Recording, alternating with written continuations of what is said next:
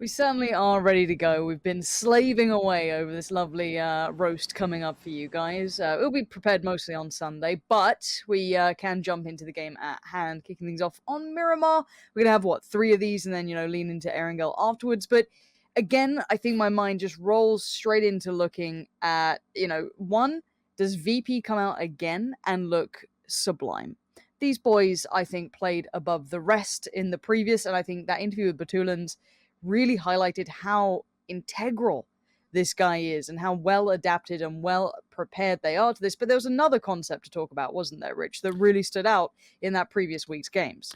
There was, and it was the premise of the hot drops. This time round, we don't actually have it. 5 have opted to go for a different position altogether. 5 this time round, Liquid will have their home position, and hopefully they have it clean, because I'm seeing a few teams who are looking that way. Mutiny is wandering around in the distance. BBL could be stealing a few cars. You can already see Metralius is just on the edge.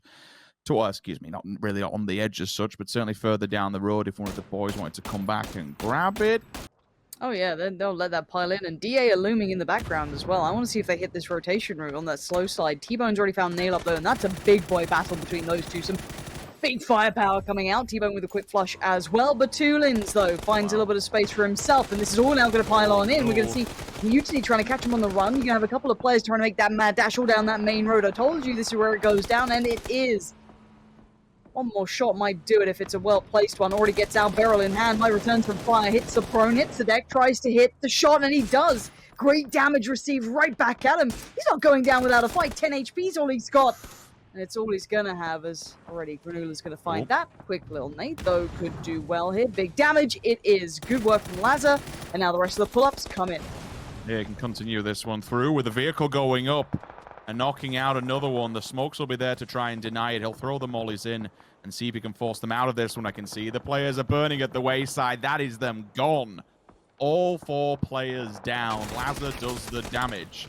Tried to get the pull-up, and remember, we are in very dangerous territory at this point. Everybody has the priority positions. Everybody has the compounds. It becomes very open as we look towards AA and down the side of FaZe. Everybody is going to be inside a compound. All the prime positions are going to be taken. Firstface goes down and is flushed. Lookarooks, really good response from Redline. Where was he? From the damage that they've been doing, they actually took the hillside. Rather than going down into that long bounce, they stuck and stood their ground, which I'm totally fine with. But I'm also not fine with the fact that I don't know how Fuzzface gets punished when they have that position. That to me is very worrying, and this is also worrying. That's something to review in a second. Mexi now down to a one-shot, but overstepping. Salik wanted to get there super quick, but James quickly trades it out. Not going to let it happen too easily. Nade gets posted, maybe to buy time for potential res. He's thinking about it. Smoke's going in. Molly goes down on the other side. It's looking pretty close to, and there's the nade to seal it. Clib's doing well today, but Squeaky not staying quiet. This is from the southeast side. It's just off your screen. Just to the right. They are layering fire whenever they get a second, and there's the flush. Liquid are now down to 3. Yeah, they lose one. The biggest savior from all of that was Ibby. While he's a bit out on a limb compared to the rest of the roster, not there to fight on the front line, the angle that he's been holding to deny movement from Exhalation and orchestrate from the back lines has been phenomenal. Mexi now up with the nades. The smokes will tend to give away the position, but unfortunately this time they're a bit more baity. Instinct finds Jimbo. Liquid lose another one. He's down. Not out just yet. Maybe he's actually coming in from the side. Goes for the swing, but unfortunately it will go horribly wrong, and it's Mexi. All comes down to the solo man of the hour to try and hold the line here for Team Liquid. Yeah, BBL still taking lumps out of each other, just shooting anyone who appears on that ridgeline. Here's the other teams trying to make their way in. RTG was quite a latecomer to trying to find the position, and VP have punished that, but there we go. Mexi now holds the high ground. He's got to hold this all by himself. Ibby is gone. He's done for. And Mexi's gear is battered and broken, torn at the seams. 24 HP, going to try and get a quick heal off, and Redline looking like they're suffering too.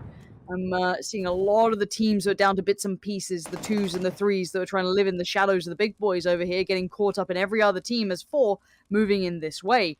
And as it stands, Exhalation still aren't safe here. Mexi's being a problem in this. Circle will update in a second.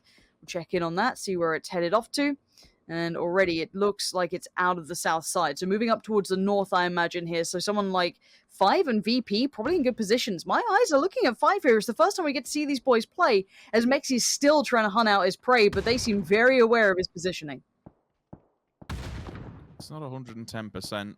Don't have the full lock on him just yet, but they have some sort of read and maybe just trying to silhouette on exactly what he was doing. Up we go, but there's bullets on the sideline. Instinct will lean out right. Finally, the tires do go off the back of full send. Pokemon full send into the spray down as Na'Vi denied, and VP's there to clean up. It's actually Rudy from a distance. Barrels ready, M4's ready. This should be an absolute massacre. And Ents are completely unawares. Timing's everything, and there it is, the call to go. Tapping away Uber. I still think this guy is way too good at this game. Just lasers them down. T-Bone now chimes in. Ents are in a sandwich, and they ain't loving it at all. Yeah, this was the perfect time for Heroic to strike. While the distracted nade will go over, and Rustamar attempts to do something. With one knock, 34 HP is not a great deal to be working. Smoke will not deny Diggory. Oh, he's coming out of the smoke. If he gets the flank behind them, he's able to punish them so hard. There's one. Transfers, 2 denied. They do go down, and the collapse from Heroic has been devastating. They have just been sandwiched together, but DA are faring no better. Xiong looking for the side onto Beamy. It's a 2 versus 1. Page has no health. I did not realize this. If the molly can be good, then they can double peek him. 1-2. Not going to happen. Turned off from that side. It's all left to Pixel to try and do something as a solo Snake. Heroic. Well, while they may be battered and bruised, they've stabilized to a point where they can fall back on their feet and carry on going to it. It's not the greatest place in the circle you want to be up on the edge. Surprised they've been allowed to get the res. Wondering how much information Heroic actually has to how many players will be stabilized behind that. The send comes through for RTG. VP's already looking onwards of this. They're sending 2 forward, which I think is totally fine from this one. Removing Road to Glory actually opens a road in front of them. They can now rally the troops, bring the 2 forward. Maybe they'll be in the feed, and they are. 5's actually gone for BBL. That's very surprising. I thought 5 would be more worried about VP, but no, they're just going, well, screw it. I guess we'll just do what we can. Damage anywhere. Maybe a route in is what we need, and that's what they're going to try and work towards. Maybe swing a little further south. Move away from VP, but I don't know if you can really. 5, though, still going to get a couple of kills on this. Petralius has gone down. VP claimed their station for now, and BBL barely standing, but 5 in a dire predicament. Rorik eventually have to make this push. Plaza still with the AWM, just holding at the distance without how much more damage he can actually do.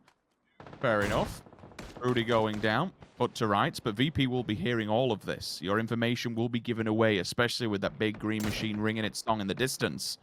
They can look onwards now and try and deny the push from 5, and again, you'd assume that they've been tracking since this entire time. Wait, DA's actually hiding amongst the smoke. Okay, Spyro. Lazar is on fire today from the very start, moving straight up. With the AWM as well, continues the punishment. Vex will fall, rather unfortunately, and that's from DA. How have they been allowed to survive for so long? Finally, it looks like Heroic in the kill feed is here to put them down. No one since Xiong just hiding below Heroic. I'd see holds this one, Shaq. The one-man army has been here for quite some time. Remember, it was the downfall of DA last week, and that 1 versus 4 took down 3 people to allow Liquid to secure the win.